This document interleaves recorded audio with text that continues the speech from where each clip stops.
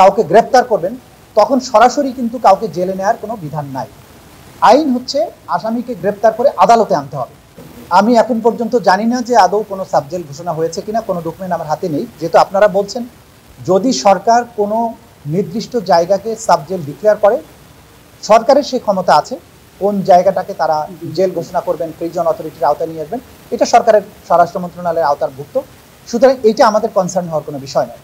আমাদের যেটা বক্তব্য হচ্ছে, যখন কোনো আসামির বিরুদ্ধে গ্রেপ্তারি পরোয়ানা জারি হবে, তখন যখনই এই পরোয়ানাটাকে তামিল করা হবে, অর্থাৎ আইন শৃঙ্খলা রক্ষাকারী বাহিনী যখন এটা পরোয়ানাটা তামিল করবেন, কাউকে গ্রেপ্তার করবেন, তখন সরাসরি কিন্তু কাউকে জেলে নেওয়ার কোনো বিধান নাই। আইন হচ্ছে আসামিকে গ্রেপ্তার করে আদালতে আনতে হবে। আদালতে আনার পরে আদালত যদি ফার্দার অর্ডার দিয়ে বলেন তাকে কারাগারে পাঠানো হোক। বসুন্ধরা টিস্যু, অশুদ্ধতার বিরুদ্ধে এক বিন্দুও ছাড় নয়। তখন কারাগার বলতে সেটা কেন্দ্রীয় কারাগার হতে পারে, সেটা জাতীয় সংসদ ভবনের মধ্যেও হতে পারে, এমপি হোস্টেল হতে পারে, বা অন্য কোনো জায়গাকেও যদি সরকার কারাগার ঘোষণা করেন সেই জায়গায় পাঠানো যেতে পারে, কিন্তু সেটা জেল বা কারাগার হিসেবে গণ্য হবে।